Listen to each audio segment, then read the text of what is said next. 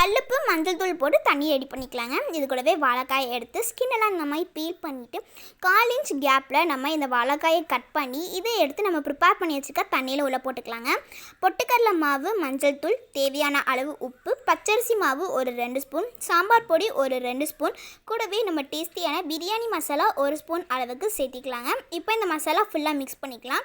இது கூடவே 4 பூண்டு, ஒரு சின்ன பீஸ் இஞ்சி இதை அரைச்சி இஞ்சி பூண்டு விழுதையும் உள்ளே சேர்த்திக்கலாங்க.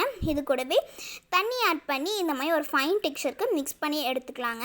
இப்போ நம்ம எடுத்து வச்சுருக்க வாழைக்காயை இந்த மாதிரி நல்லா தண்ணியை வடிகட்டிட்டு 2 சைடும் இந்த மாதிரி மசாலாவை நல்லா அப்ளை பண்ணிக்கலாங்க. எல்லாத்துக்கும் இந்த மாதிரி தடவிட்டதுக்கப்புறமா ஒரு இரும்பு தோசைக்கல் வச்சு தேங்காய் எண்ணெய் சேர்த்தி இந்த வாழைக்காயை ஃபில் பண்ணி வச்சுக்கோங்க.